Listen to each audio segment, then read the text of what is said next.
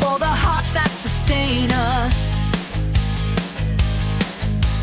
Bringing the love where the waves crash and scatter.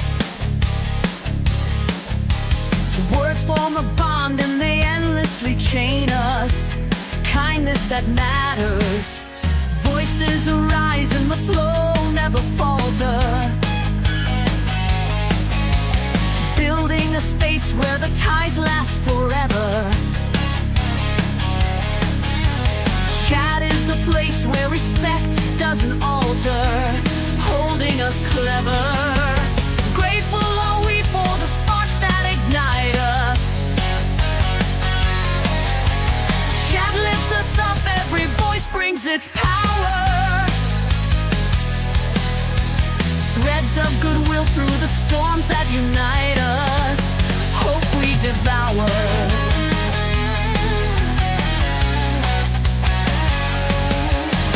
Here in this space, every heart finds its meaning. Words weave a net where the world feels much kinder. Chat is the pulse, every moment redeeming, binding reminder. Grateful are we for the sparks that ignite us. Chat lifts us up, every voice brings its power. Threads of goodwill through the storms that unite us. Hope we devour.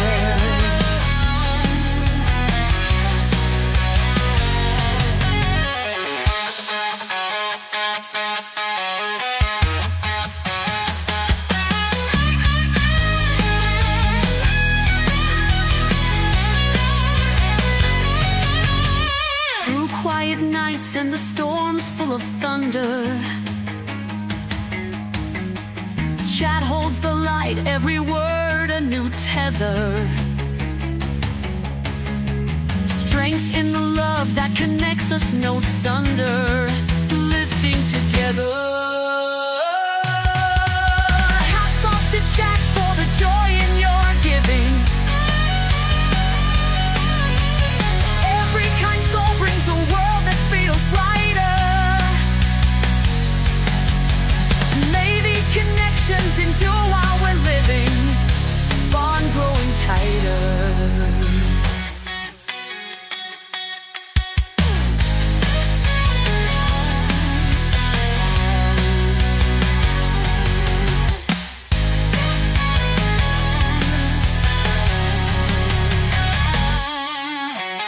Hats off to chat for the joy in your giving. Every kind soul brings a world that feels brighter. May these connections endure while we're living, bond growing tighter.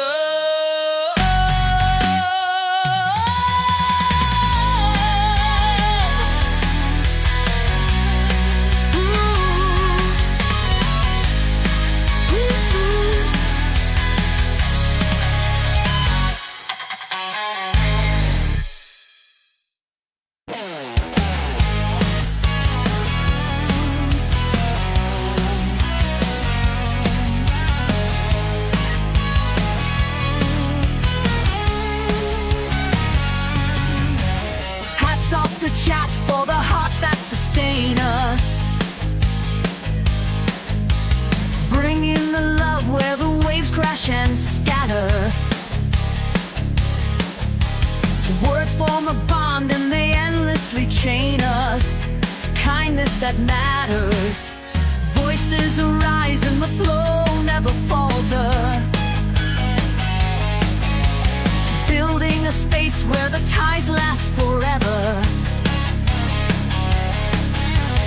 Chat is the place where respect doesn't alter, holding us clever. Grateful are we for the sparks that ignite us. Chat lifts us up, every voice brings its power. Hey y'all, Bernie. It is so nice to see you here. And you win the First In award. I don't know if you know it, but we give awards here. For the first person who enters the chat gets an award, and the first person who shows up after the third Minnesota Goodbye gets an award. So if you still hear Bernie, you get the award, but you got to tell me. If you just showed up and said hi, which is wonderful and amazing, but you didn't wait for the chat, then we go to the next person who's here. Yeah. So how is everybody doing today? I can see it is going to be a quiet evening. And with that in mind, I think we're going to do a study night because I have a paper I need to write another summary of. And they are not, it is not going easy. It is not going easy doing this paper. So I will read it with you guys and we will see who shows up to join us as we move through the paper. It should be somebody interesting. I'm going to try. There we go. Now maybe it's working. There we go. Look at that. One of the things that Brain Fog sent me was a wonderful, lovely fountain pen, but I could not get the ink to flow. But look, come on. No, it's not going to focus. Focus. Focus. The ink is flowing. That's all. The ink is flowing. So that is good. So let us read this study for tonight. We will do a study stream tonight since that's what I should be doing.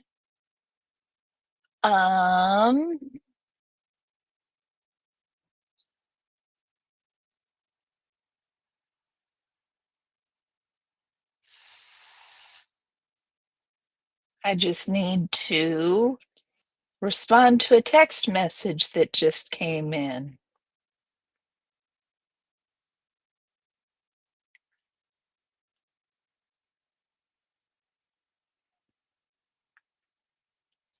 Nebulous, how are you, my dear? You're having a chat with Mumsy, who proudly explained that she had just had a pair of twins called Juan and Amal. She had a picture of Juan, explaining that by seeing one, I have seen them all. Nebulous. Nebulous, you win first in today. Would you like me to show the prize? Bernie wasn't here to get it.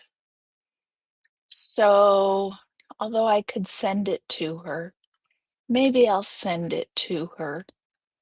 But we still need to show it because Cricket made it.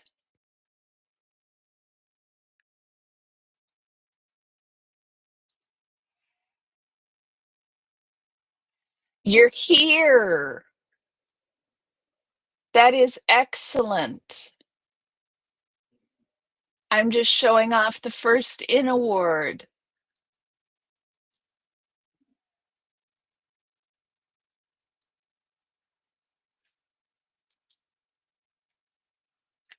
There it is. That is a lovely, lovely award. Yoga is as yoga does. You and Nebulous are apparently having a contest today, Adam. You and Nebulous are gonna run on the Punmobile. Mumsy explained, you've seen one, you've seen them all. Indigo, how are you, sweetheart? J Bat, my dear. It is so good to see you. It's so good to see all y'all.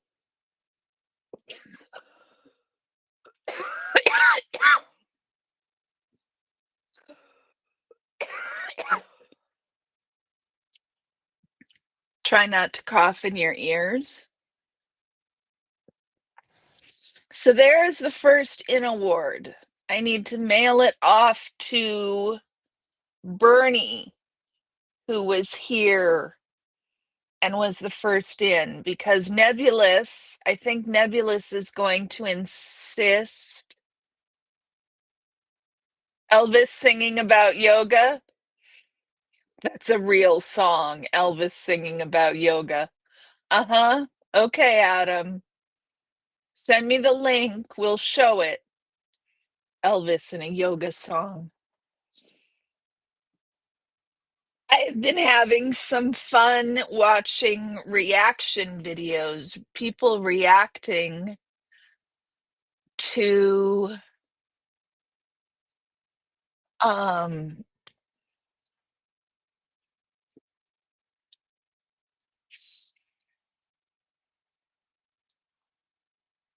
mostly music reaction videos. So people reacting to songs, or in some cases, albums that they haven't heard before.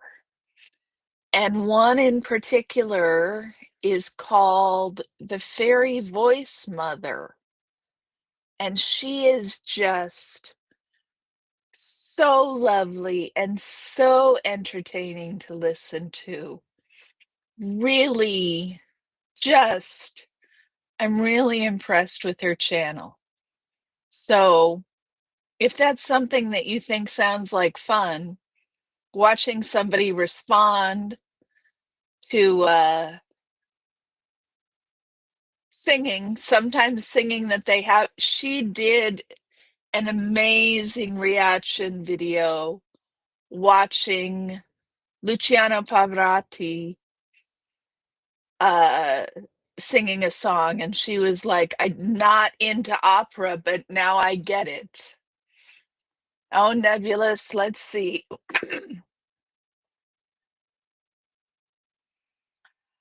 I decided to swap out my rooster for a duck. The benefits of doing such as now I arise at the quack of dawn. Yes, but who wakes you up at the quack of dawn? That is what I want to know now, Nebulous.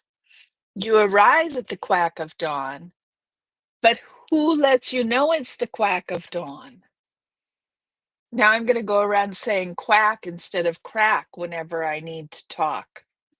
That'll be embarrassing. Quack of dawn. I like the way it sounds. The R's are a little hard. Soften them up. They're a little more pleasant to pronounce. Quack. Quack of dawn. Same word. Awfully close. So this paper is called Mitigating U.S. Undergraduates' Attitudes Towards International Teaching Assistants.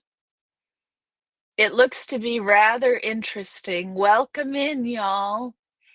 Please hit the like button. Join us for homework night.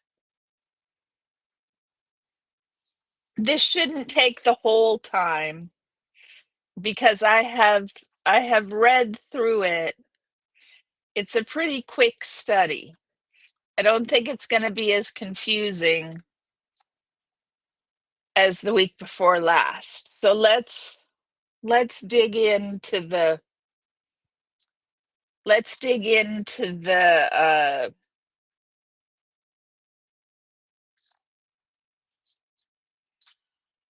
What's the excerpt at the oh, for crying out loud.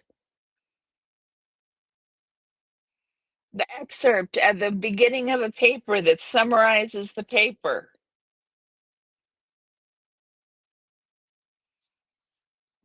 I can't remember the word. Adam? Maybe it's on one of my other papers. Hold on. Abstract. The abstract. Let's read the abstract. Now I can remember the word. Read the abstract and see what it says. Guys, I did my eye makeup. It hardly shows up on screen though. So maybe I'll quit spending time on my eye makeup. It's not any use if y'all if y'all can't see it, then I spent a lot of time getting all fancy for nothing. Twins the new trend. I do enjoy Twins the new trend. Synopsis was close, Adam. Abstract is the one I was looking for, but synopsis is close. I have to write a synopsis. I'm going to have to write a synopsis of several articles. I am not liking this class. Have I mentioned I don't like this class? I don't like this class. I like Twins the new trend though. They are really enjoyable. I hadn't seen anything in my feed from them in quite some time, so I went and searched them down the other day. And they are still doing really good reaction videos. It's a lot of fun to watch. I got pulled down into the rabbit hole because they were watching folks. They were doing Karen Carpenter reaction videos. These people are educated people who work in the industry generally. Not all of them, but some of them. And had never heard Karen Carpenter. Academic writing is the fucking worst, Adam. I am not enjoying this. I'm not enjoying it. I'm not enjoying it. It's not my cup of tea.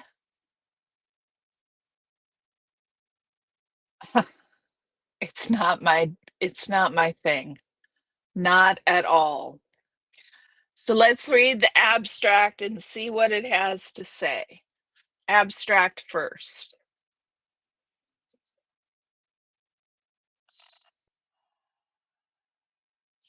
Intelligibility problems between native speakers and non-native speakers of English are often exactly, J-Bat. To not know who to not have ever heard, I mean, don't get me wrong.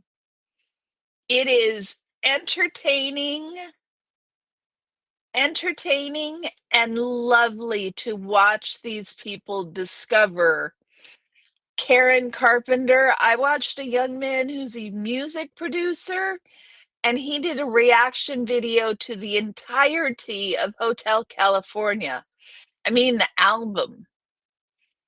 So it was just lovely listening to the whole album with him and listening to his input and reaction with his lack of familiarity with the Ingles. He kept going, "Who's their lead singer? Who's their lead singer? Who's their lead singer?" And I kept thinking, it depends on the song who the singer is. Depends on the song. It's the Eagles. Depends on the song. Really depends on the song. Or Dolly. Yeah, I don't know if I've ever. Are there reaction videos for Dolly out there? Oh my goodness, J-Bet, that would be insane. I quit my job at the helium factory recently. They kept speaking to me in the wrong tone. Ha ha ha ha, nebulous. Yeah, I can't imagine any. I haven't seen any reaction videos to Dolly. Well, no, that's not what this paper is about. Let me finish. Let me let's read it, Adam, and then see if you still think that.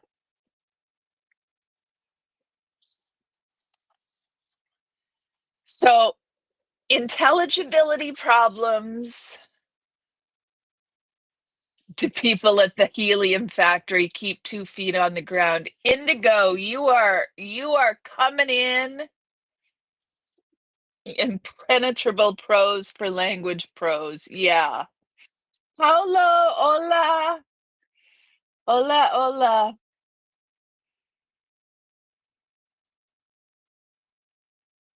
Indigo, coming in strong,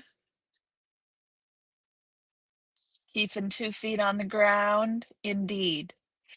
Okay, let's start this abstract again. Intelligibility problems between native speakers and non-native speakers of English are often attributed to some perceived inadequacy of the non-native speakers. The emphasis on the non-native speaker role in successful communication is highly problematic, given that intelligibility is a negotiated process between speaker and listener. In some cases, native speakers have negative attitudes towards non-native speakers that impair their willingness to communicate with non-native speakers and to acknowledge proficient non-native speakers' speech.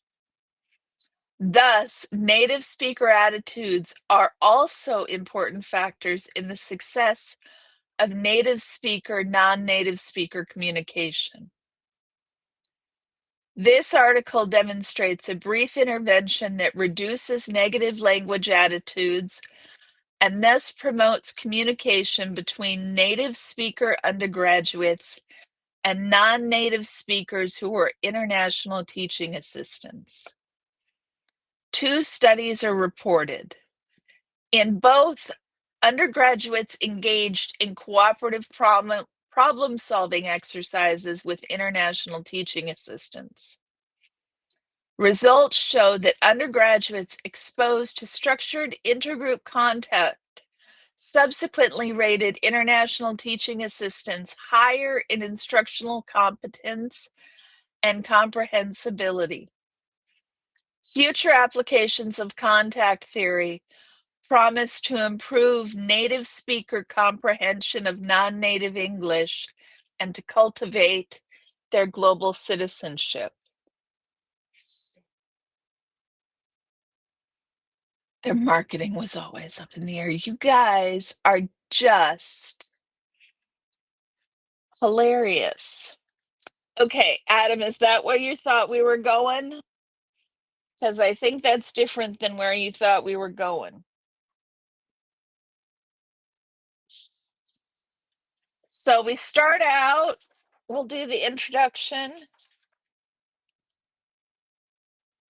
Failures in communication between native speakers and non-native speakers are typically attributed to problems with the non-native speaker proficiency.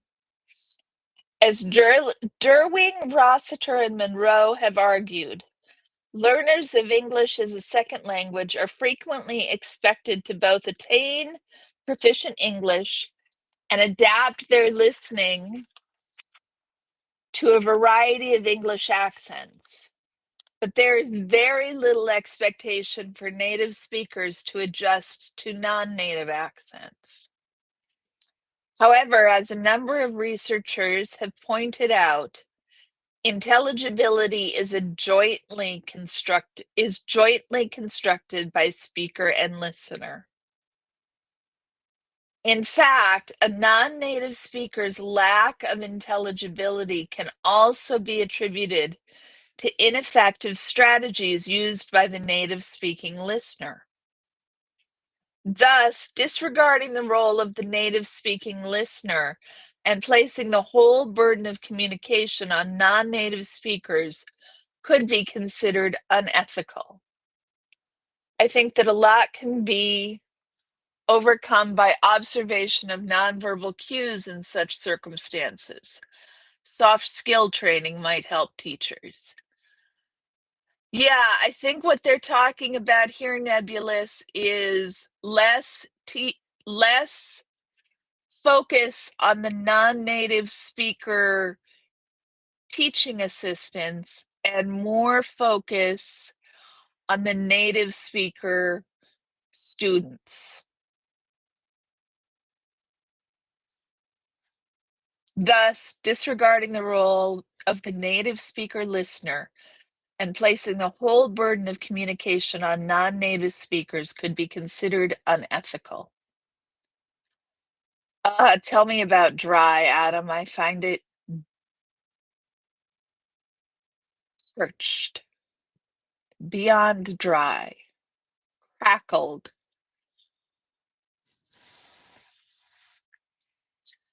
English speakers tend to have a negative reaction to people learning English as a second language due to accents and/or the way they are taught the language. It's less that. Let's continue. Native speakers' contributions to lack of non-native speaker intelligibility and to communication failure often appear to stem from negative attitudes towards non-native speech.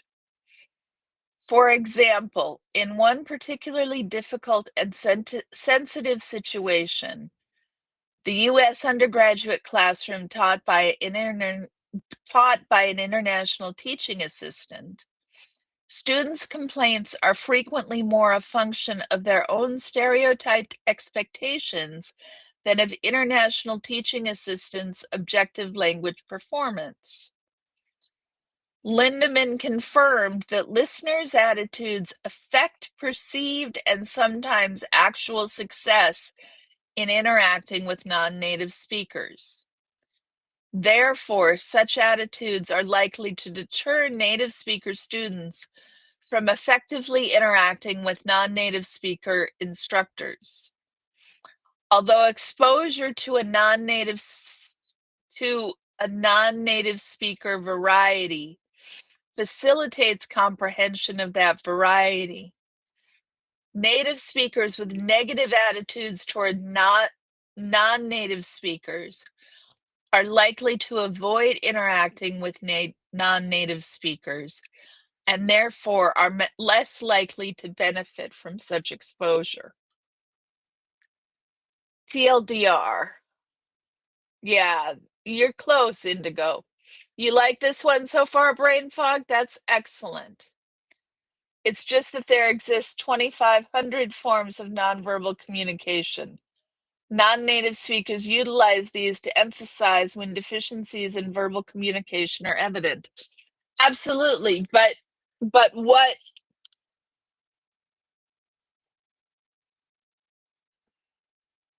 you read a physics paper in Englisha. English, a synthetic version of English with no foreign loanwords, and it was enjoyable. Wow, Adam. A synthetic version of English with no foreign loanwords. English. I didn't know such a thing existed.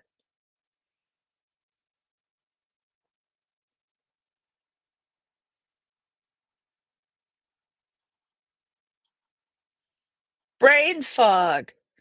You sent me this pen quite some time ago. Hey, Antics. And I finally got it working.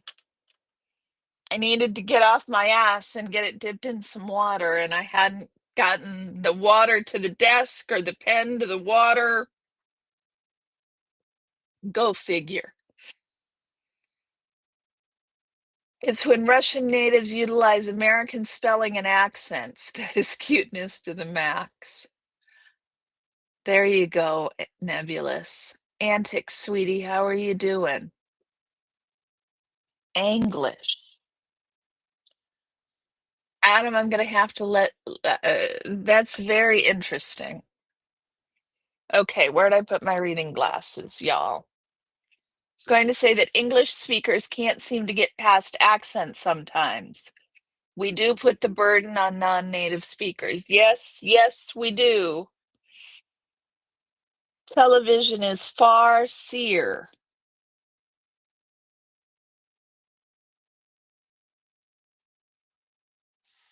Interesting.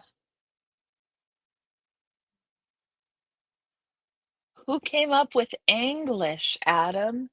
That's so fascinating. Okay. I am doing okay, Antics. This class is going to kick my ass. But other than that, I am hanging in there.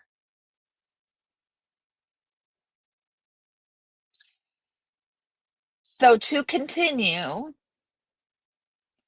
given the importance of native speaker attitudes in their successive communication with non-native speakers, even in situations in which native speakers would be expected to be highly motivated to understand, because, for example, because their learning and grades depend on it, it becomes clear that educators must work to ameliorate negative attitudes if they wish to improve communication between native speakers and non-native speakers.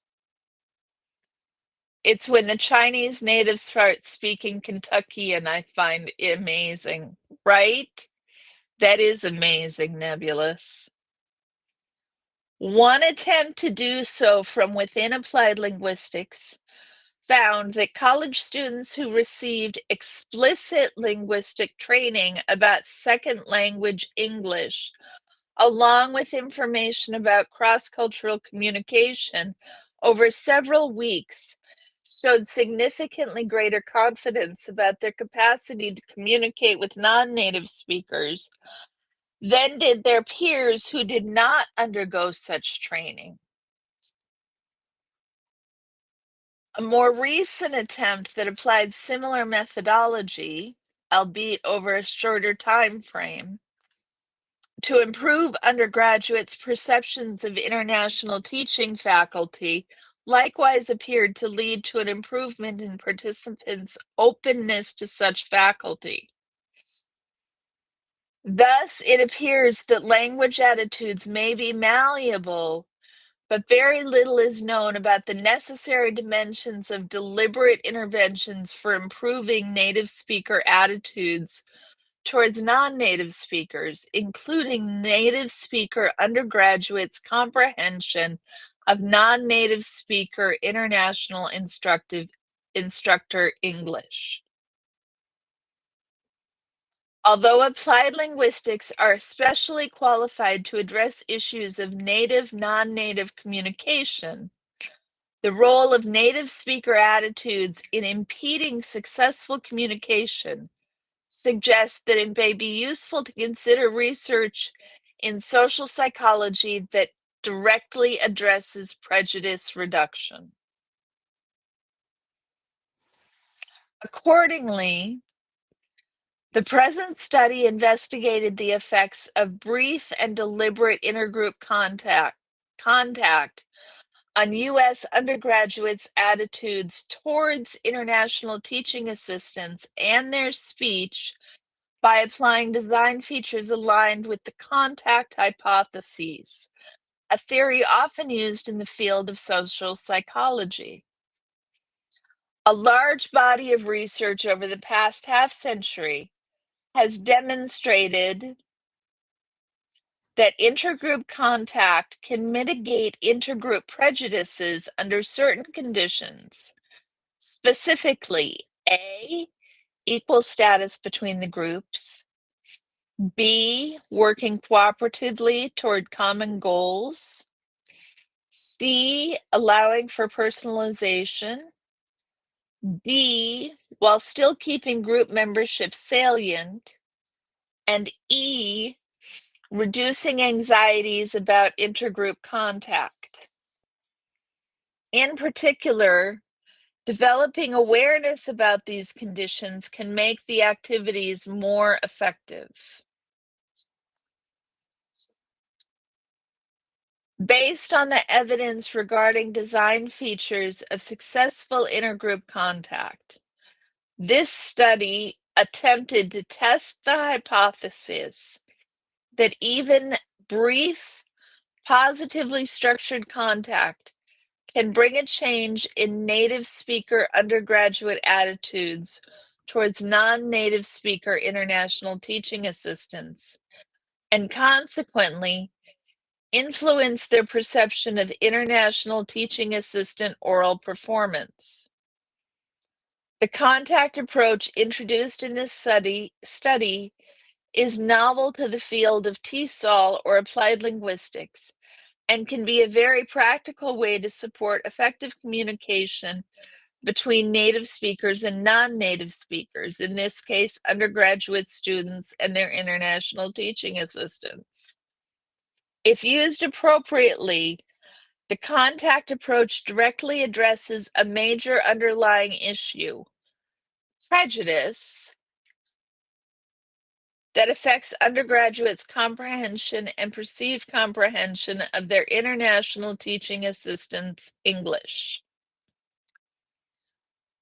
That's why maybe received pronunciation is something all teachers should learn. We call it the Queen's English. It puts the student in better standing socially.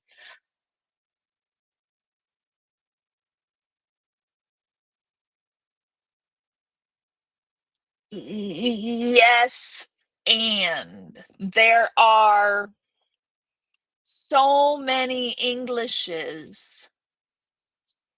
I mean, there are East Indians whose native language, living in India, whose native language is English, but it is not American English, right? There's American English, there's Indian English, there's so many different Englishes. And so going towards one pronunciation, I mean, there is an argument, Nebulous, to be made for that, and the argument that I find most interesting is looking at Arabic as an example, and Arabic has many different Arabics. There are many different Arabics, and some are mutually unintelligible, just like English. Everybody is said to be speaking Arabic, but then the standard Arabic is what you learn if you're educated. The problem is, then that draws a line between educated and non-educated in the same way that received pronunciation does. So I think the solution, well, it's always burning since the world's been turning. Yeah, we didn't start the fire. It's just the way we're born. In other words, don't be a judgmental, racist, and classist. That's one way to say it, brain fog. In other words, there are simple interventions that you can do with individuals to help them understand better. And you're doing it on the native speakers. You're doing an intervention on the native speakers, not on the non-native speakers. Because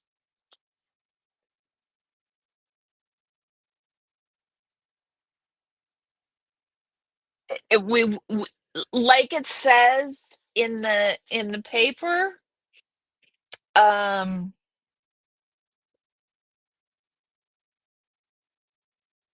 where does it say this? Yeah. Learners of English as a second language are frequently expected to both attain proficient English and adapt their listening to a variety of English accents. But there is no expectation for native speakers to do the same. Gaddafi confounded everyone at Arab League meetings with his Libyan Arabic. Well, Libyan Arabic, yeah, nobody knows Libyan Arabic. It's like trying to speak Scottish at a meeting in the American Southwest. It's just not going to work. Okay, so the next heading we've got here for 2 pages is titled Native Speaker Students' Attitudes Toward Non-Native Speaker International Teaching Assistants.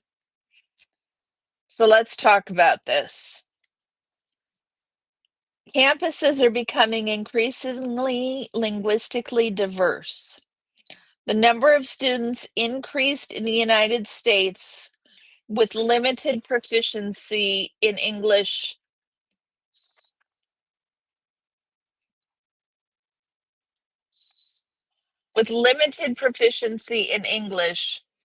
increased by 400% during the last 30 years of the 20th century.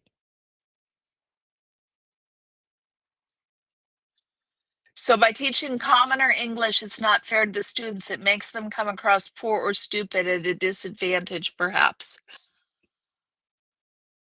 I think that instead of trying to teach because if we teach them we could do that. We could teach everybody one form of English, but we've already put speakers, we've already put non-native speakers in an inferior position. And then all the focus becomes on pronunciation rather than the focus being on communication. We should all learn Maltese. It's essentially Italian Arabic, and it would make everyone very cool. I like that idea, Adam. We can all learn Maltese. Yeah, I think let's learn about Nebulous. Let's wait and learn about this intervention they did and see what you think, okay?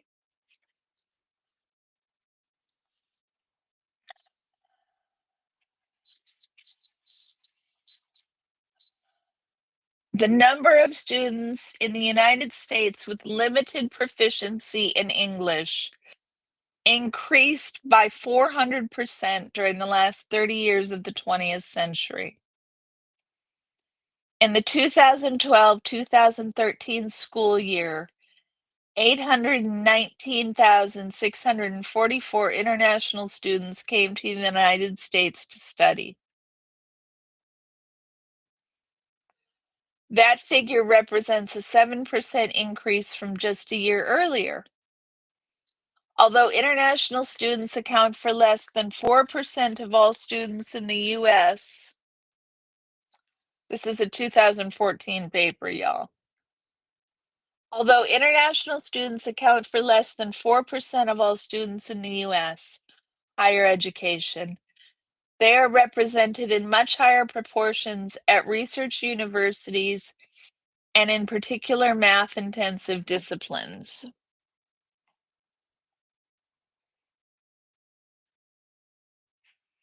RP has been almost totally replaced by estuary English. Scottish teachers transfer a Scottish twang to their students. I don't discriminate, society does. Yes. Well, I learned Arabic, and the 2 friends that I had the 2 close people in my life who spoke Arabic both spoke Khaliji Arabic. It is homework tonight. How are you, Kristen? It is good to see you. They both, oh, excuse me for a moment.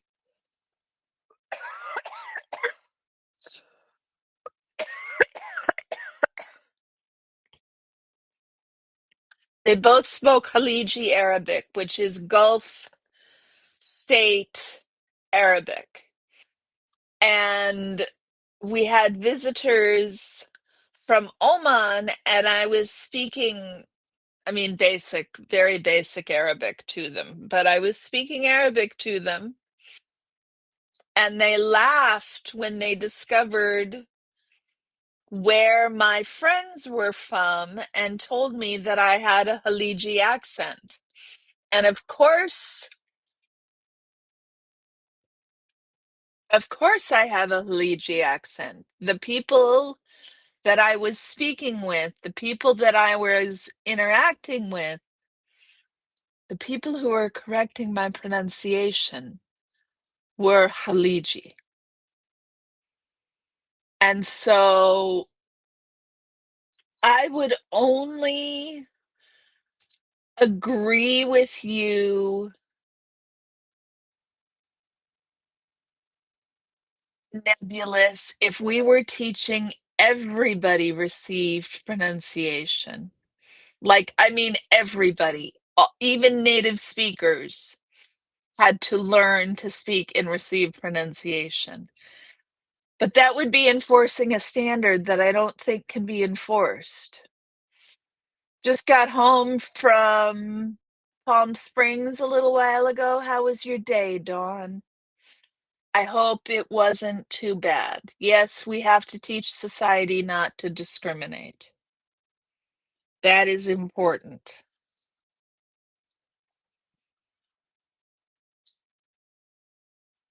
The year represents a 7% increase from just a year earlier. Although international students account for less than 4% of all students in the U.S. higher education, they are represented in much higher proportions at research universities and in particular math intensive disciplines.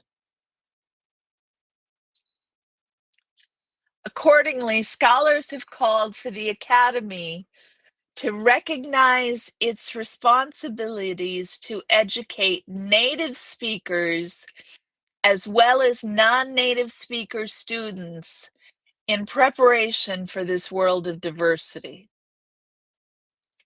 Let's say that again. Accordingly, scholars have called for the Academy to recognize its responsibilities to educate native speakers as well as non-native speaker students in preparation for this world of diversity.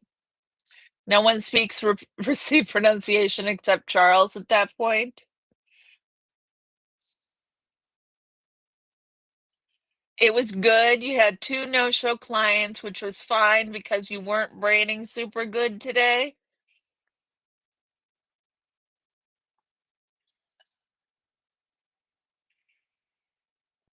So I think that's a key statement there. I think that's what Brain Fog said. We have to teach society not to discriminate.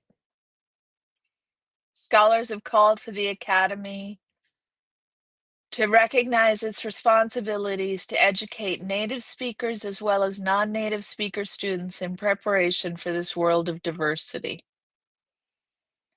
One consequence of this globalization trend in higher education is the increasing number of non-native instructors.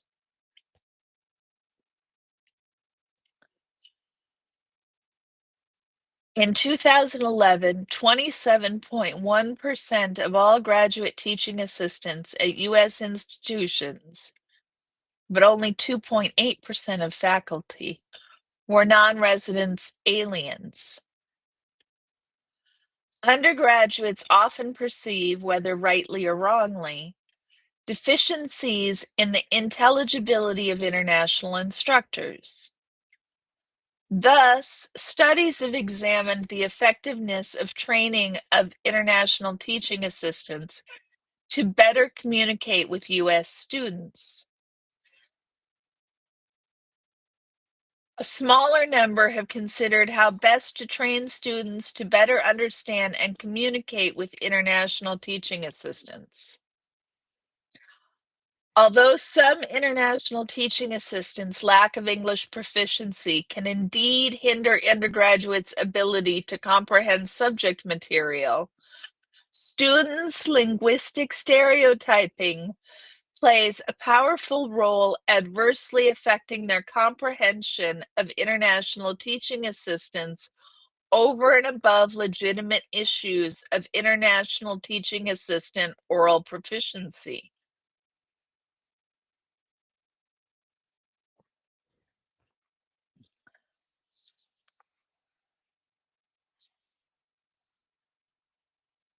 Chinese doing their best to promote Mandarin among all Chinese. Yeah, China's got a lot more languages than we do.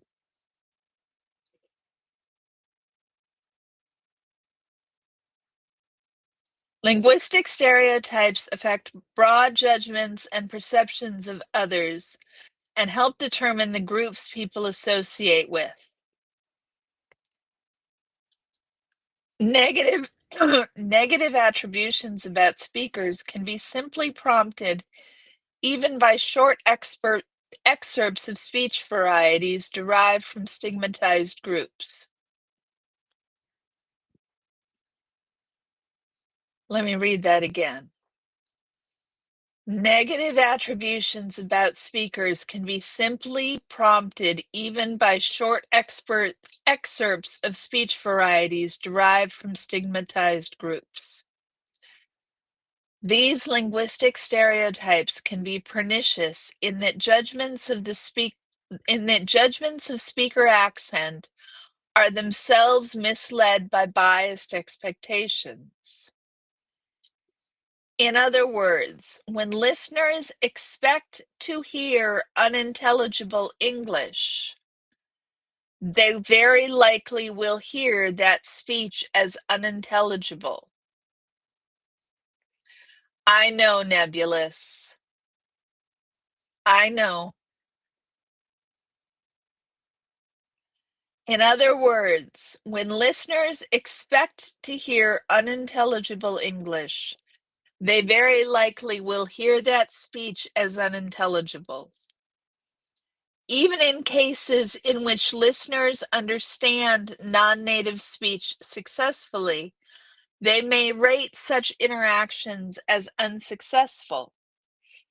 This perceptual distortion can be particularly potent in interactions between native speaker undergraduate students and their non-native speaking instructors. As a group, international teaching assistants are often regarded by their undergraduate students as being less competent teachers than their native English-speaking peers.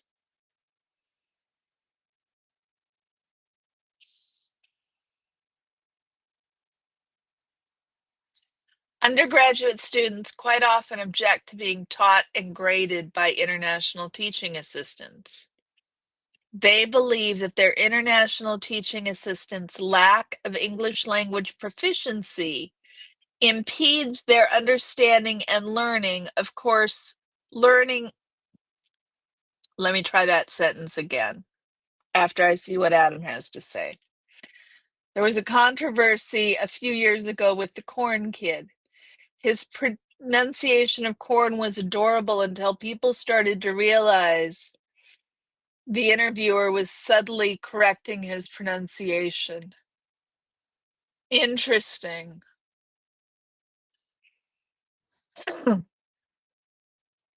Adam, you'll have to send me that link, please. Undergraduate students.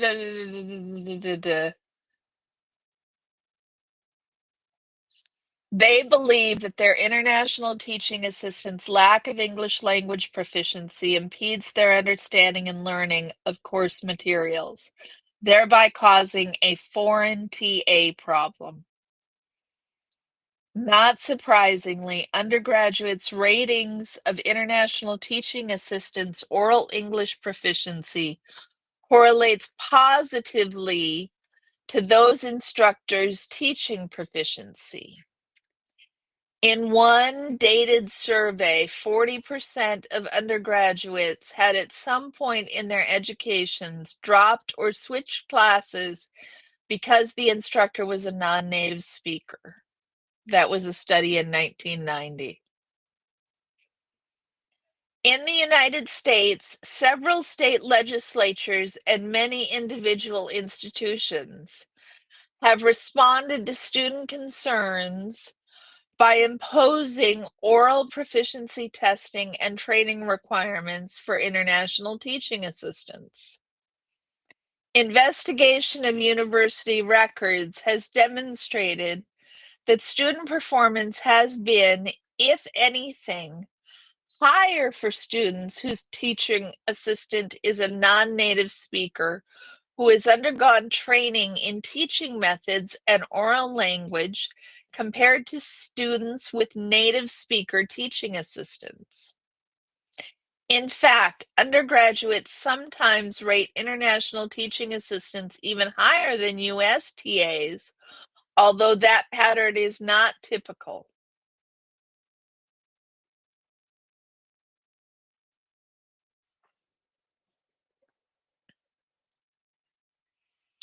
Indeed. Yeah, I understand it can be frustrating brain fog, but to learn there's a simple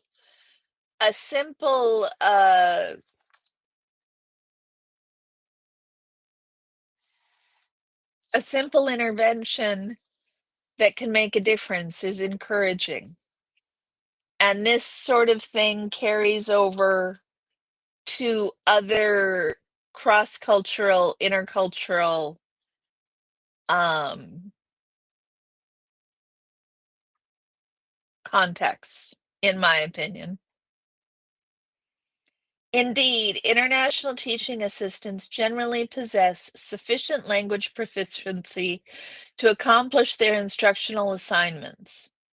Students who harbor negative stereotypes of international teaching assistants appear to be exaggerating the incidence of language interference. In a series of studies, Rubin, as well as Kang and Rubin, found a decrement in student comprehension of class lectures when students were led to think they were evaluating a non-native speaker's speech. Lindemann demonstrated that US students who have highly negative attitudes towards non-native English are most likely to avoid asking non-native speakers follow-up questions needed for thorough comprehension. Undergraduates' reluctance to interact with their instructors no doubt undermines learning outcomes.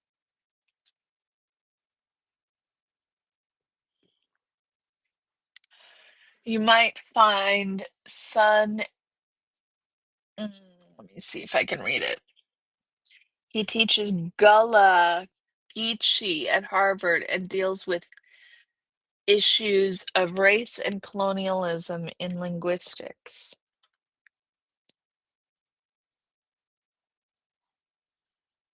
Sun, mm, I don't even know how to say that. Sun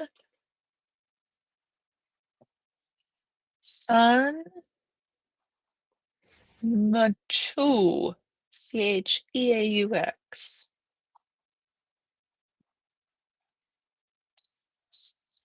They're home, dear. Oh, hi. Hold on just a second, y'all.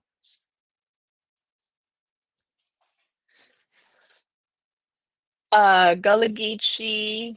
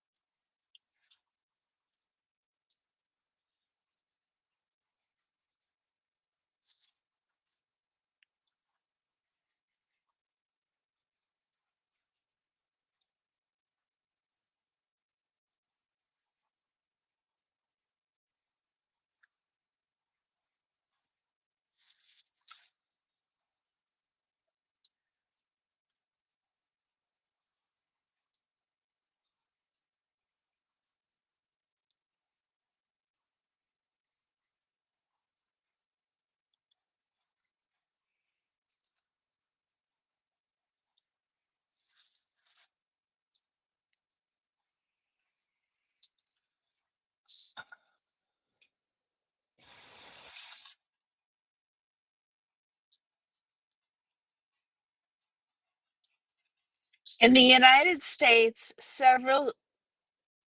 let's see. No,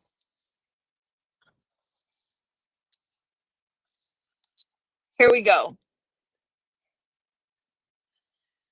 MLH, my dear, how are you? Hey, Bernie was in here earlier, MLH, and she won the first in award, but she's got to be here for me to give her the award. So will you tell her to show her face so I can give her the cool award? Sunmin Show. Hilarious. For the free Carrie Ann bobblehead giveaway, I can't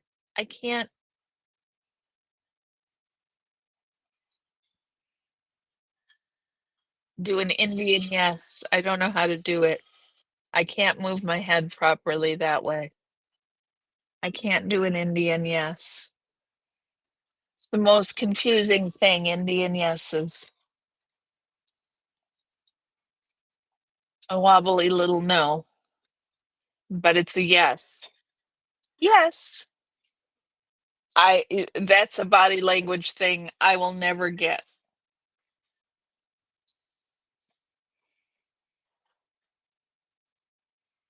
Okay, you tell her to come in and show her face. And when she gets here, I will show the beautiful award she's won and send it off to her. Cricket, bless his heart, sent me some pictures. He is busy doing other things, but took the time to send me some awards for y'all this evening. And it's always nice to see them.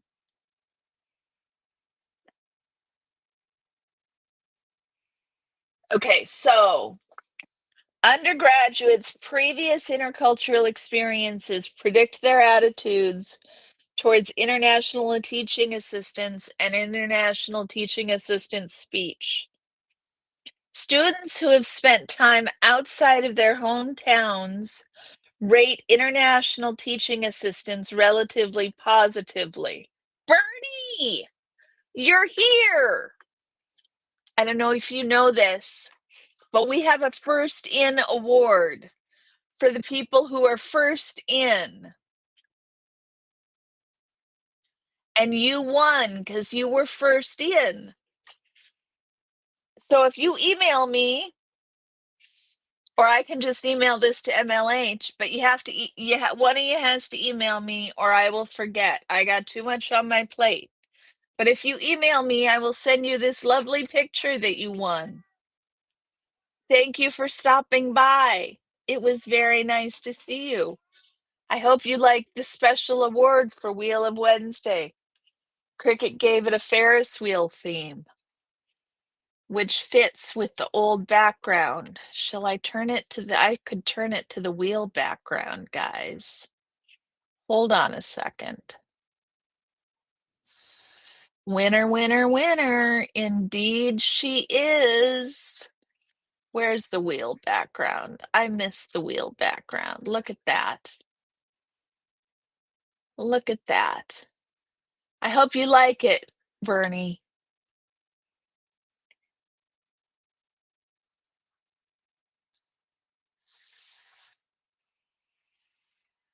Okay. Why does it take so long to get through these paper? It's beautiful. I'm glad you like it. I'm glad you like it. MLH speaks the King's English? Yes, he does.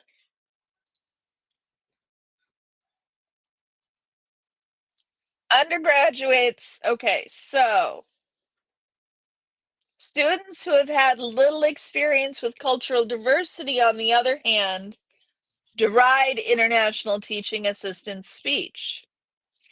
Evidence suggests that the amount of intercultural interaction with speakers of specific languages or non-native English can facilitate listening comprehension of those particular English varieties.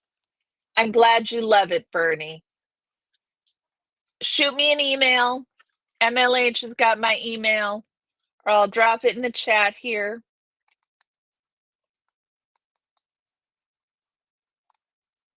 Shoot me an email and I will send it off to you. We do 2 awards here. We do the First In award and then we do the third Minnesota Goodbye award. And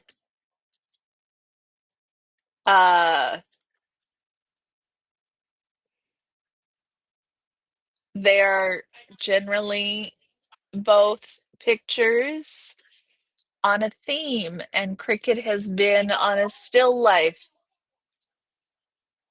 Hold on just a second.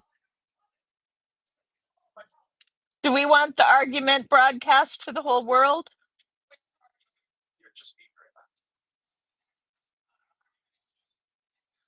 That's fine, whatever it is. Got it.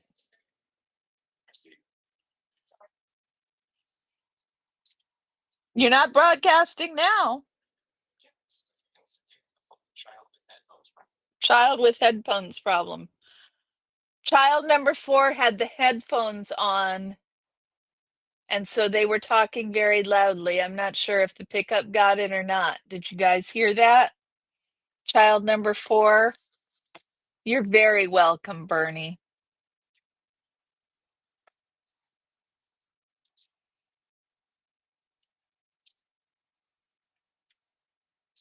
However, what is important is the quality of interaction between groups.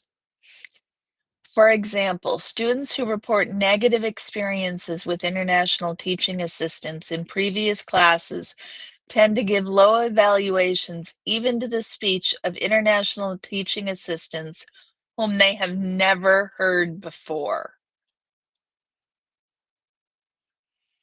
A number of studies, yeah, you can hear me. Okay. Susan, my dear, how are you doing? How are things going? It is so nice to see you. Welcome in. I have been short on moderators lately, so it is lovely to see you. And guys, I will have you know, so many of you mentioned that it looks like I had lost weight, that I actually went and stepped on the scale, and I am down a total of 40 pounds from where I started. I'm down a total of 50 pounds from my high. So I went down a full 2 band sizes in my band measurement from my bras. I haven't done any measurements anywhere else because it's the bras that have been giving me no end of annoyance.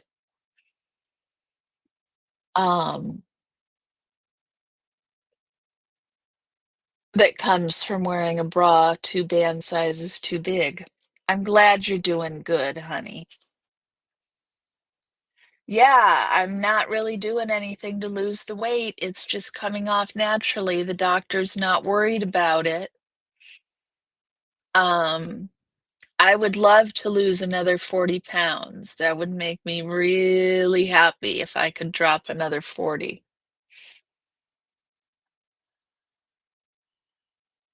Hell, I'd be happy if I could drop another 20.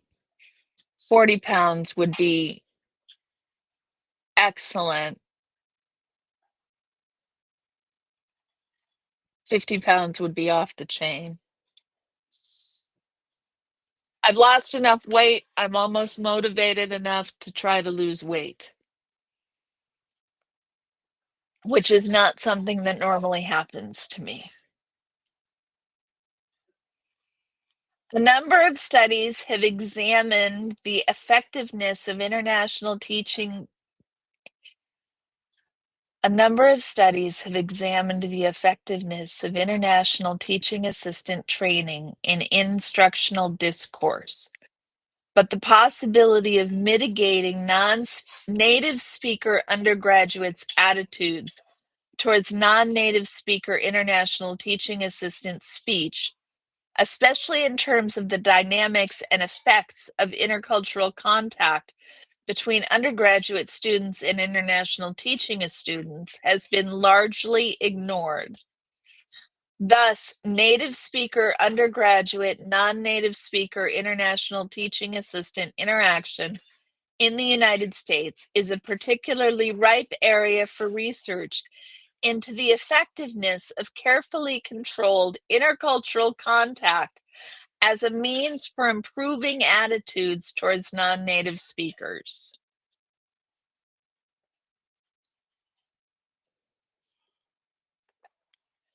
It's all about the bras. I'm in between and it's driving me nuts. Oh yeah, it's making me encouraging speaking written words doth help.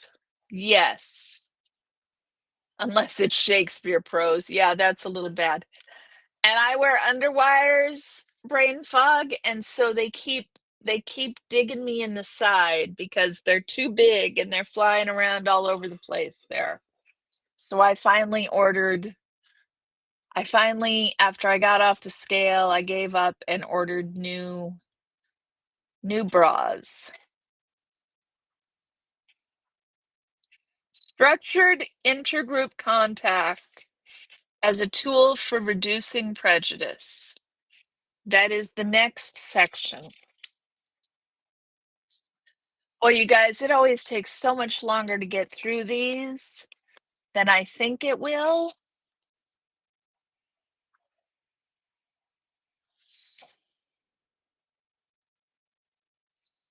The preponderance of research evidence in social psychology and other related fields supports beneficial effects of contact on intergroup attitudes.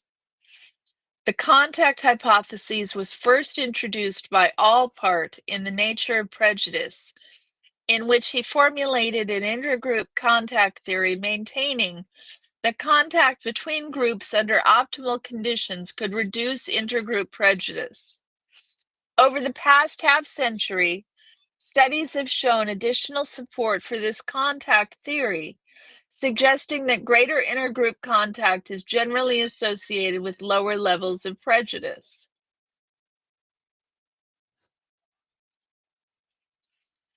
A comprehensive meta-analysis reviewing 535 mostly cross-sectional intergroup contact studies in social psychology confirmed that contact can cause meaningful reductions in prejudice, and the effects can typically generalize beyond participants in the immediate contact situation. Recently, studies have further explored the longitudinal effect of contact as a positive social intervention. Related positive outcomes include increased intergroup trust and perspective taking. In addition, the field has witnessed a developmental movement from simply showing the effectiveness of contact to demonstrating how it works. That is, identifying the mediators of contact. The quality of the intergroup contact mediates any effects of duration or intensity of contact. In general, efficacious intergroup contact must provide for equal status between the groups in the situation, common goals, cooperation but no competition between the groups, and authority sanction for the contact. I don't know what authority sanction for the contact is. See Pettigrew 1998 for a review, and I have not pulled Pettigrew's paper. Contact which allows participants to personalize outgroup members to attain some intimacy with them is especially potent. Such a well-structured contact may correct inaccurate information about the other. It may also reduce anxieties about the other by providing pleasant, gratifying experience in intergroup interaction, because intergroup anxiety mediates the relationships between intergroup contact and prejudice. In addition, structured intergroup contact allows participants from one group to individuate participants from the other group, thus unlinking the other from negative stereotypes. Finally, satisfying contact may lead participants to recategorize outgroup members under a mutual identity, effacing previous intergroup boundaries. Some multicultural contact workshops have incorporated several of these principles and succeeded in mitigating interracial prejudice among college students. One study of which we are aware used intergroup contact exercises to mitigate U.S. undergraduates' negative attitudes towards international teaching assistants as part of the course. Students who were required to interact with international students in weekly meetings over the course of the semester showed consistent attitudes towards international teaching assistants, whereas the control group showed more negative attitudes towards international teaching assistants at the end of the semester than they had at the beginning. The two studies reported here were intercultural intervention, wherein international teaching assistants and U.S. undergraduates had opportunities to interact directly with each other, to share their perspectives, and to participate in cooperative problem solving. The structure of the interventions was devised to conform to conditions established for efficacious intergroup contact. In contrast to previous studies, it focused on native speaker attitudes towards non-native speakers, especially in terms of native speaker assessment of non-native speaker language skills. It was also unusual in that the contact intervention was executed over a very short time frame, thus making it more easily implemented, for example, as a part of orientation for all first-year college students. Okay. So, two studies were designed to test the effect of a brief contact intervention for prejudice reduction in the context of mitigating language attitudes toward international teaching assistants. Study 2 was a follow-up to better understand the results of Study 1. Both Study 1 and Study 2 used the same intergroup contact protocol in which U.S. undergraduate students solved mystery puzzles with international teaching assistants and interacted informally. However, the designs of the studies differed. In Study 1, U.S. undergraduates evaluated international teaching assistants in class lectures before and after some of them participated in a moderated intergroup contact session with international teaching assistants. Let me do that again. In Study 1, U.S. undergraduates evaluated international teaching assistants in class lectures before and after some of them participated in a moderated intergroup contact session with international teaching assistants. The control group had no intervention whatsoever. In Study 2, undergraduate students evaluated international teaching assistant speech samples only after their engagement in the interaction activities, but only half of them engaged in that interaction with international teaching assistants. The others engaged in the same activities with groups consisting only of U.S. undergraduates. For both studies, it was hypothesized that the positive undergraduate attitudes towards ITAs, international teaching assistants, would result from the intergroup contact exercises and would manifest in relatively high evaluations according to ITA's speech and instructional competence. So we're going to jump to results, y'all.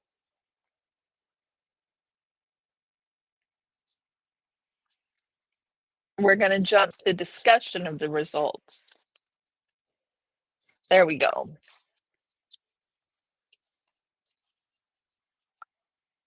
Study 1 discussion, and then we'll have study 2 methods and study 2 discussion. I see how they did this. Okay, study 1 discussion. So if we were all the same, instead of being called humans, they would call us robots. Exactly, Nebulous. Results of the present study demonstrate that informal and pleasant contact with interpersonal intimacy and equality can bring a positive change in undergraduate attitudes toward international teaching assistants and consequently influence undergraduates' perceptions of ITA speech performance.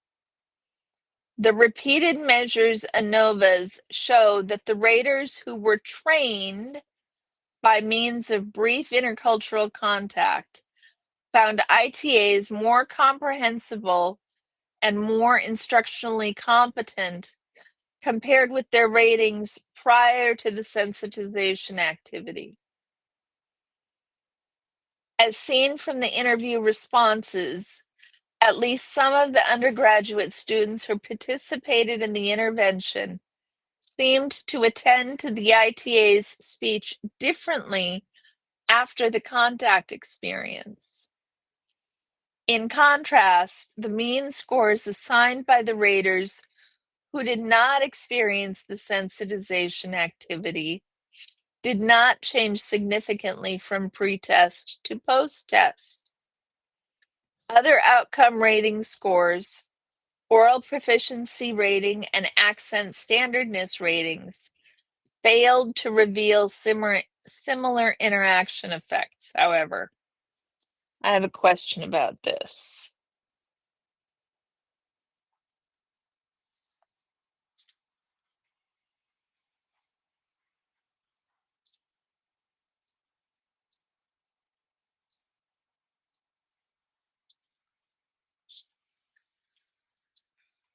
Guys, we missed the first Minnesota goodbye. We're almost to the second. Although our sample size was too small to plan a test regarding particular student background factors, a post hoc analysis shows that the most dramatic effects of the intervention were found among those who were presumed to be more resistant to the ITA contact. That is, those who had reported prior negative experiences with ITAs. Among 29 contact group raters, those who reported that they had had to drop a course or that their grades suffered because of ITAs demonstrated more remarkable changes in their ratings from the pre-test to the post-test compared with those who reported no negative previous experiences with ITAs.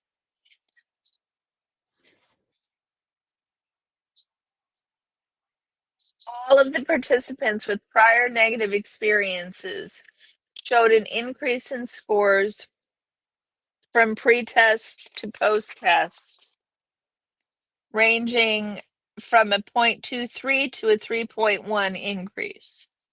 The comprehensibility ratings followed an identical problem.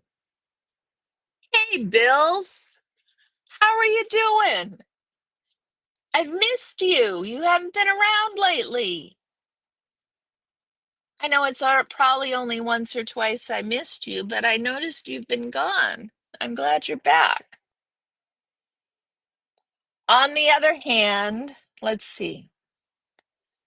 Back up a paragraph. This impact of the contact experience on rating behaviors is especially remarkable because the intervention was so short in duration, only 1 hour, and limited in intensity. Results of previous studies of intergroup contact on prejudice reduction, in contrast, are somewhat mixed. The potency of the intervention in Study 1, notwithstanding its brevity, may have been due to the fidelity of its design features to principles of effective intergroup contact. According to Pettigrew and Tropp's meta-analysis, participants who experienced carefully structured contact situations designed to meet contact theory's optimal conditions achieved a markedly higher mean effect size than did other participants in contact interventions. Shaquille, honey, hi, how are you? On the other hand, the findings suffer from certain limitations. In this study, the contact group, though randomly selected, showed relatively lower rating scores at pretest compared to the non-contact group. In other words, members of the trained group started off harsher than those of the untrained group in 2 outcome ratings: instructional competence and comprehensibility ratings. Therefore, it can be questioned if the increase in that group's ratings from time 1 to time 2 was due to a true training effect or instead due to regression to the mean in this one group, but not in the control group. The contact group's change could also be due to idiosyncratic interpersonal dynamics of the specific contact meeting, which were especially satisfying. Replication of this intervention can attest to the practicality of such a brief, structured intergroup contact in other examples of ITA undergraduate student interaction. In addition, one could speculate that ratings of contact group participants might have changed because they interacted with some of the same ITAs that they rated. That is, the higher means could be mainly based on those ITAs with whom they were familiar, but not generalizable to other ITAs. Although this factor is unlikely to have played a significant role because participants only interacted with 1 or 2 of the 11 ITAs they rated, it is worth testing listeners' ratings of ITAs who were not involved in the contact exercise at all. Yeah, ChatGPT is not going to make us all. I'm still having to do this class. ChatGPT or no. It's not going to fix the problem.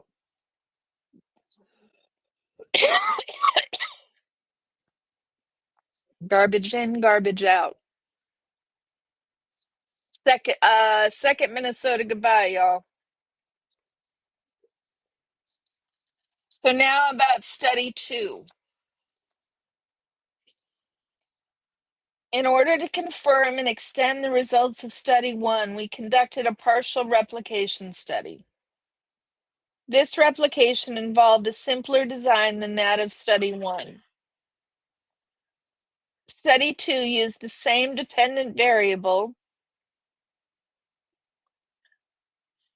less the comprehensibility rating, which was inadvertently omitted from the questionnaire, and the same intergroup contact protocol as did study 1.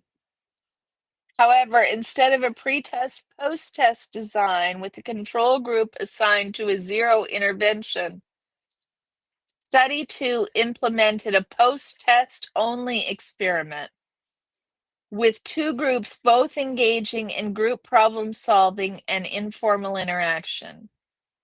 The difference between the two treatments in Study 2, however, was that the ITAs, none of whom were themselves the object of ratings in this study, participated in those activities for only one group of participants, while the non-contact group interacted only with other native English-speaking North American undergraduates without any TAs.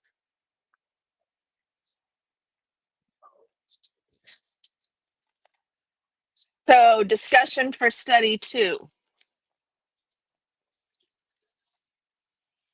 And then we go to overall discussion, and then we're done. We're almost done, y'all. Study 2 was designed to verify the findings of Study 1.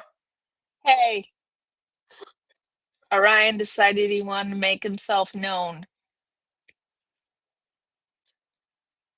Study 2 was designed to verify the findings in Study 1 that the intergroup contact intervention could mitigate undergraduates' evaluations of ITA speech and instructional competence. The repeated measures and COVA. Adam, how much do you understand about statistics? Revealed that undergraduates in the contact group found ITA speech samples to reflect higher instructional competence than did the undergraduates who engaged in the identical exercises without ITA contact. The findings of Study 2 strengthen Study 1's conclusion that even a brief, one-shot, low-stakes intercultural contact experience can influence undergraduates' perceptions of international teaching assistants. Judgments of international teaching assistants' instructional competence seem especially susceptible to modification in this way. The impact of the intergroup contact intervention is generalized to perceptions of non-native speakers the students had never encountered in person, as well as to those ITAs who engaged with them in the intergroup interactions. So, overall discussion and conclusions, y'all. You think we can get through it?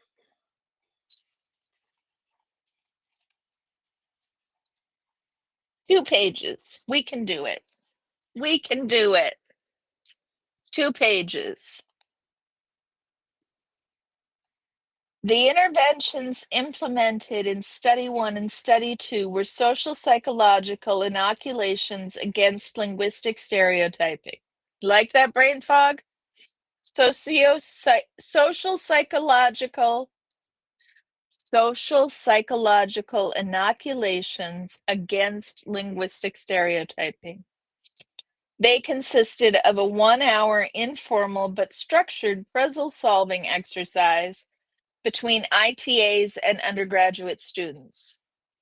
The undergraduates were not students of the ITAs with whom they interacted and whom they rated. In other words, they had zero history and context with the ITAs who provided the speech samples and who provided the intercultural contact. Despite these low levels of contact, the intervention proved to have a replicable impact. Overall results show that undergraduate students exposed to this kind of intergroup contact intervention with non-native speakers of English rated ITAs as higher in instructional competence and higher in comprehensibility. These results are especially encouraging given that previous attempts to positively influence native speaker attitudes towards non-native speakers, including ITAs, took place over several weeks or an entire semester. Pause for a moment, guys. Ed, can you come check and see if Orion's getting into dishes or if he's just messing with his bowls? His balls. His balls. Okay.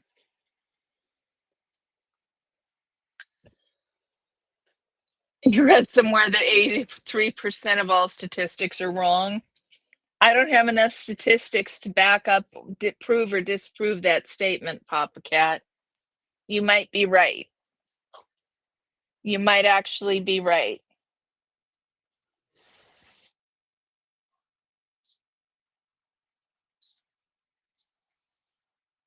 These results are especially encouraging over several weeks or an entire semester.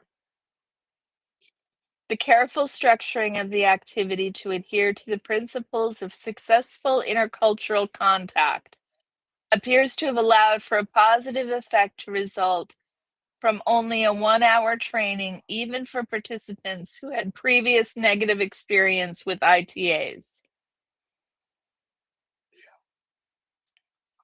One possible mechanism that could account for the impact of this intervention is that contact might have encouraged participants to individuate ITAs, thus,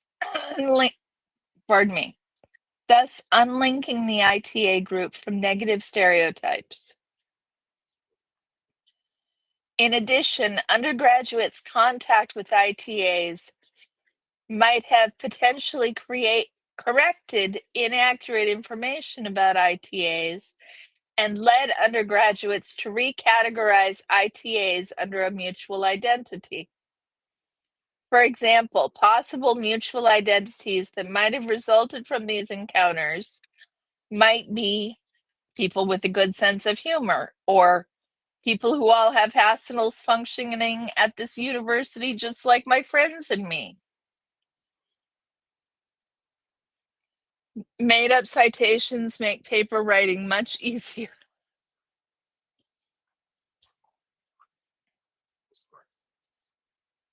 I mean, depending, Adam, I'm terrified what I would get if I made up citations.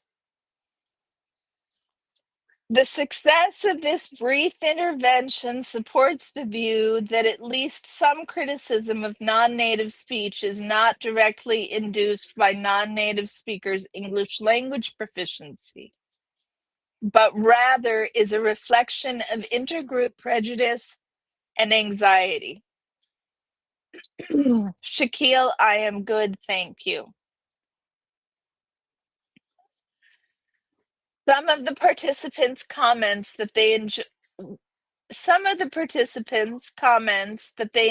the informal meeting and felt more comfortable with the ITA's accent as a result provides evidence for this view.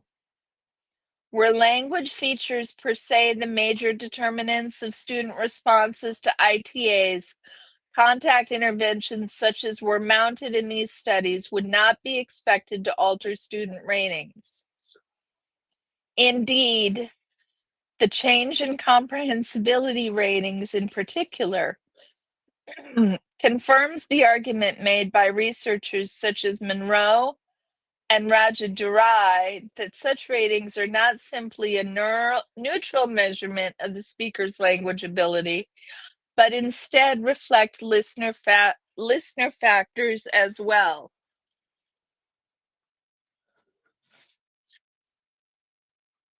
Justin. Hi, how are you, Justin? No panel. During the European conflict, they forgot to teach animal sounds to native speakers. So when British spies encountered with the what sound does a chicken make? Very often they were shot. Nebulous. There is also this difference that needs to be taught, or or you will look funny.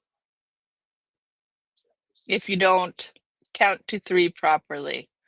1, 2, 3. Not 1, 2, 3. 1, 2, 3. Which one is first? Which one is first?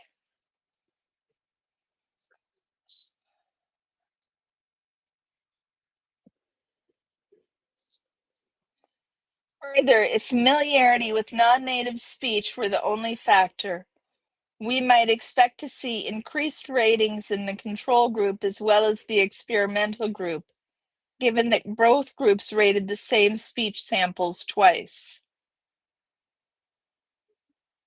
Accordingly, there is an urgent need to address these listener factors, reducing biased expectations and improving intercultural receptivity through cross-cultural training. Hey guys, who came in after the third Minnesota goodbye? Oh, we haven't had the third Minnesota goodbye yet. Never mind.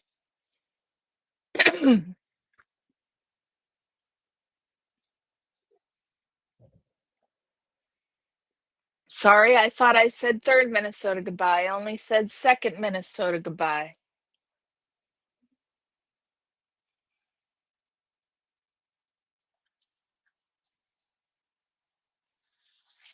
Improving U.S. undergraduates' willingness to listen to non-native English would help them not only better learn from the significant cadre of international instructors currently teaching in higher education, but also become more competent global citizens.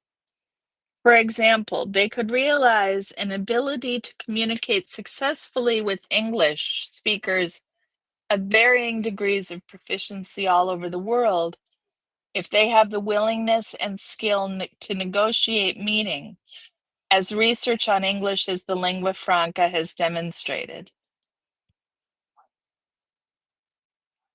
Thus, on campuses in the United States and other English-dominant countries, student-directed interventions such as that implemented in the current studies may be a helpful and perhaps even necessary complement to the kinds of classes in oral language and instructional strategies now customarily provided to ITAs.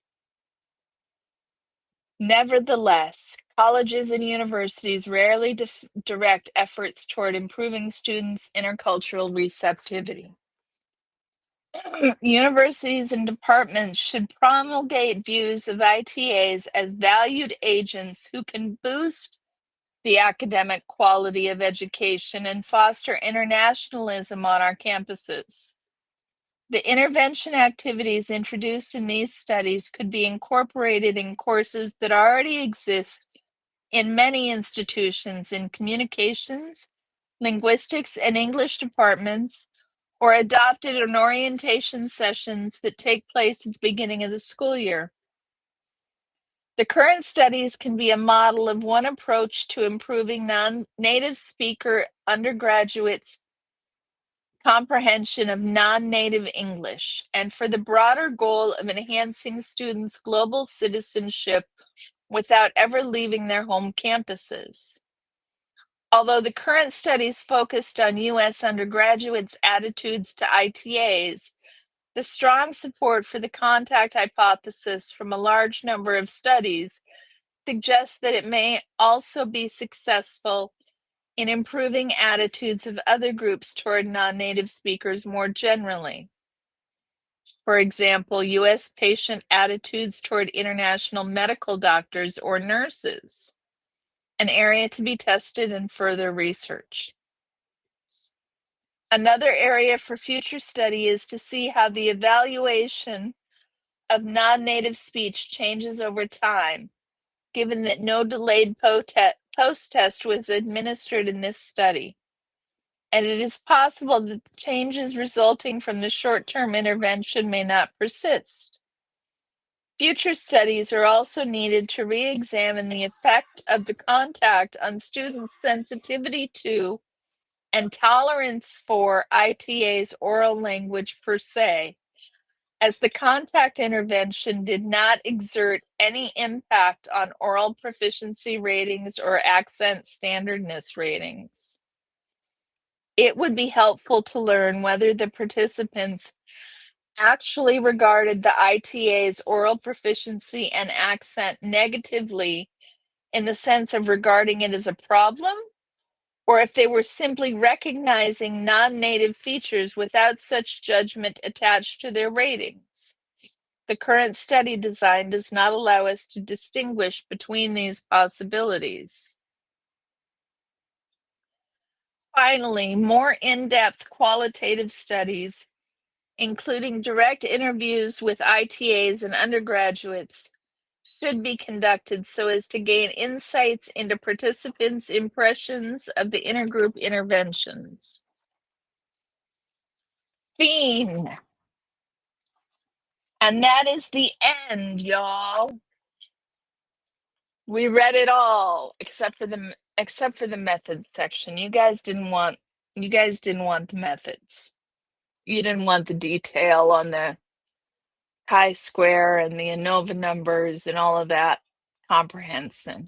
Thank you, Shaquille. Thank you very much.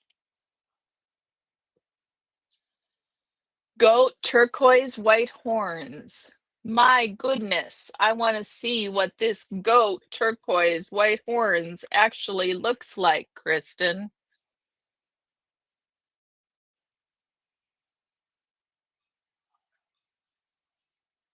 Cool.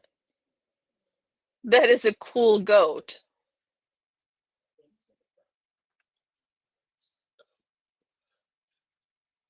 So, what questions, if any, do you guys have after listening to that paper?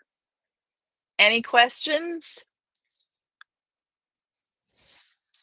And I ask because I have questions I need to submit along with my summary of the whole kit and caboodle.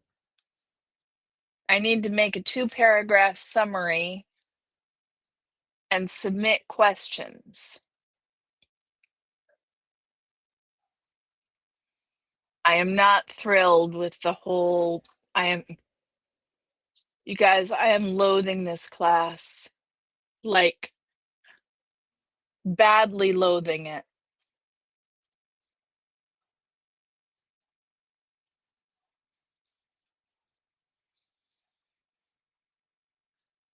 I am really anxious about this paper, this synthesis. I think it's what is it I have to do? Let me look and see what it is and report to you guys properly what it is I have to do.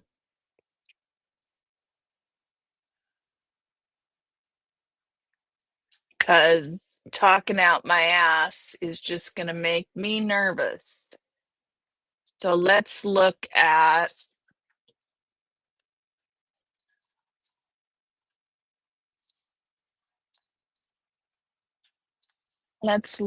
what it says. Hold on.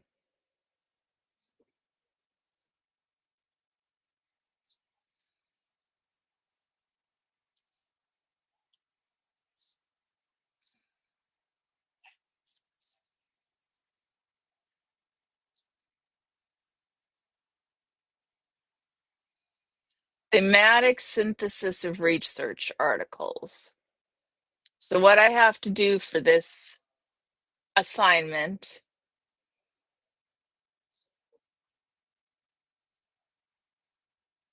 it needs to be a 1 to 2 paragraph literature review synthesis. So not anything I'm looking forward to. I need to have 4 to 6 research articles. Schools make knowledge incredibly dull. Yeah.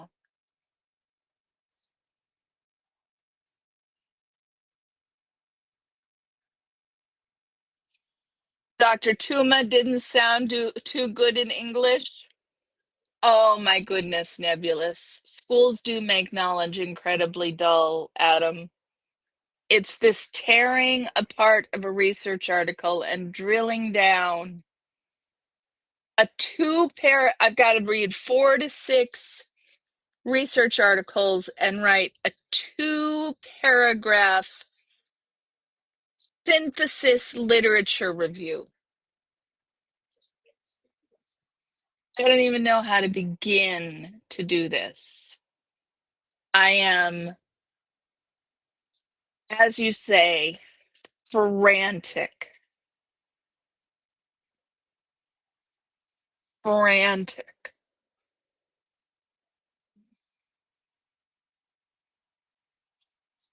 It's worth a third of my grade. Oh, third Minnesota goodbye, yeah. Soda? Where is Soda? What? Oh, I just had a question of where Soda was. We don't know where Soda is, anybody. Sorry.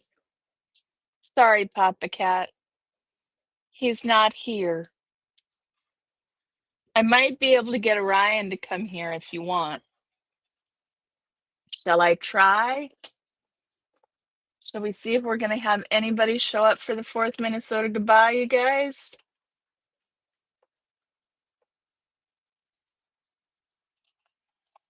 Here he is.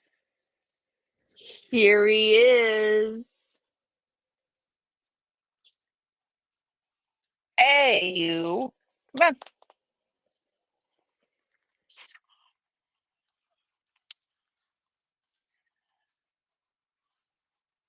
Yeah.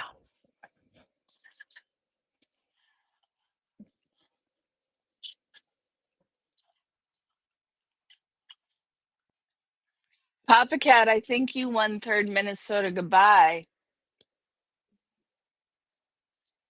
You'll accept any animal? Okay, we got Orion. How about 3rd Minnesota goodbye, Papa Cat? I appreciate that, Susan. I am not believing much in myself right now. You ready, Papa Cat?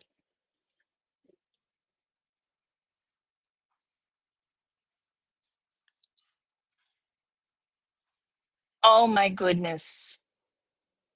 Here we go. Here is the 3rd Minnesota Goodbye Award.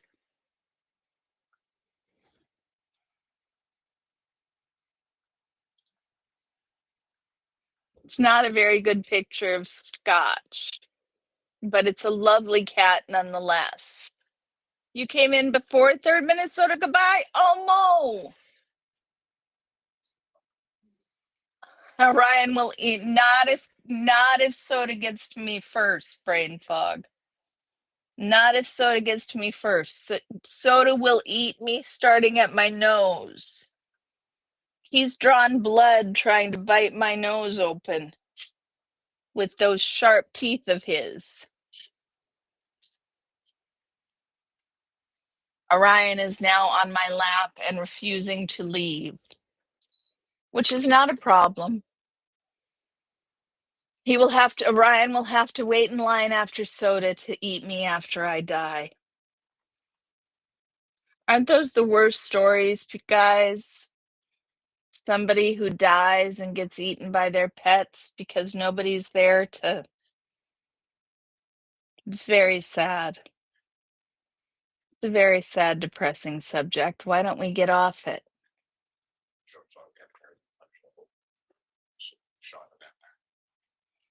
I think frozen pizza is dinner tonight.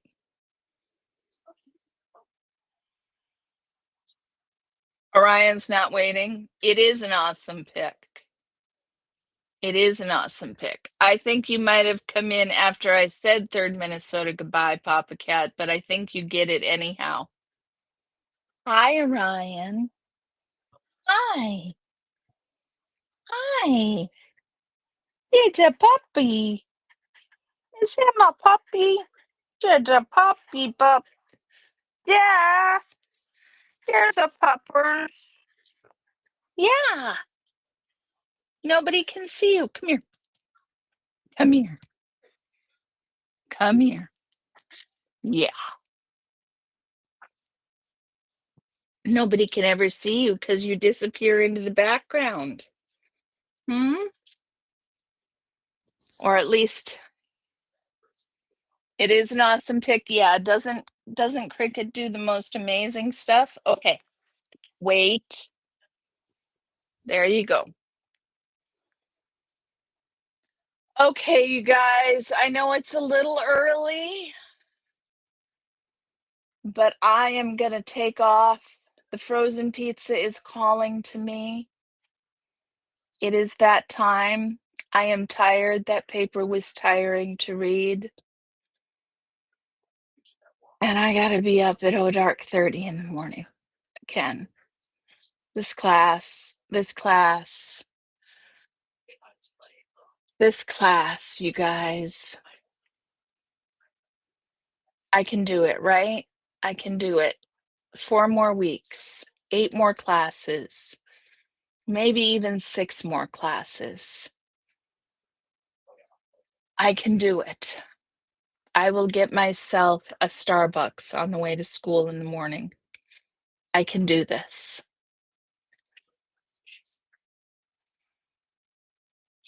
That said, thank y'all for joining me this evening. And I will see you tomorrow night on Old Tifa. Don't forget to join Brain Fog and me on Old Tifa tomorrow night. And I will talk to you then.